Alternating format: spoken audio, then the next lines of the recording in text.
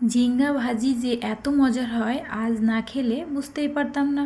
Hello everyone, আসসালামু আলাইকুম। কেমন আছেন সবাই? আই হোপ সবাই খুব ভালো আছেন। আলহামদুলিল্লাহ, আমরাও আছি খুব ভালোই আপনাদের দোয়ায়। আজ আমি আপনাদের দেখাবো খুব সহজে ঝিঙ্গা ভাজি। আর গরম ভাতের সাথে এটা যে এত মজার আজ না খেলে বুঝতেই পারতাম না। ধৈর্য ধরে রেসিপিটি দেখলে নিশ্চয়ই কিছু শিখতে পারবেন ইনশাল্লাহ। প্রথমে আমি কয়েকটা ঝিঙা ভালোভাবে ছিলে নিচ্ছি।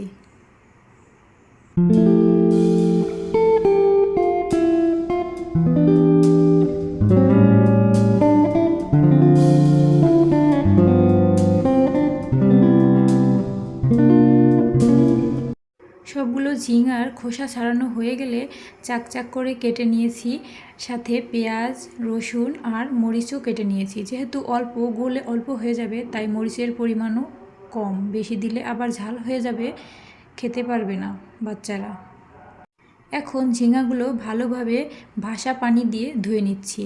ধোয়া শেষ, একটা ফ্রাই প্যানে তেল দিয়ে দিচ্ছি সামান্য পরিমাণ।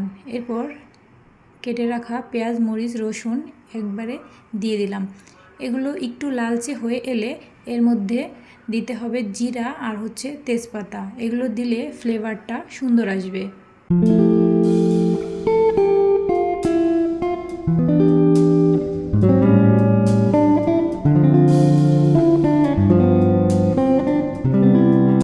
মশলাটা যখন একটু লালচে হয়ে আসবে, তার মধ্যে দিয়ে দিতে হবে ঝিঙাগুলো। এরপর লবণ, হলুদের গুঁড়া, ধনিয়া গুঁড়া, এই তিনটা জিনিস দিয়ে একদম একটু নাড়াচাড়া দিয়ে ঢেকে দিতে হবে। আর এই ঝিঙা থেকেই প্রচুর পরিমাণে পানি বের হবে, আর ওই পানিতেই হয়ে যাবে আমার ঝিঙা ভাজি। তাই কোনো রকম একটু পানি অ্যাড করলাম না এর সাথে। দেখেন, পুরা ঢাকনা উঁচা করলেই কতটা পানি বের হয়েছে এর মধ্য থেকে। এখন একটু নেড়ে চেড়ে দিচ্ছি।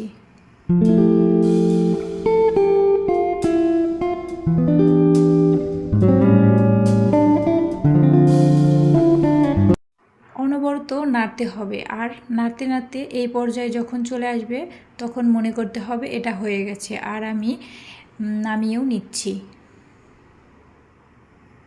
প্লিজ ভিডিওটি যদি একটুও ভালো লেগে থাকে, চ্যানেলটি সাবস্ক্রাইব করে আমার পাশেই থাকবেন। এখন নামিয়ে নিয়ে ডেকোরেশন করে দিচ্ছি পেঁয়াজের রিং দিয়ে।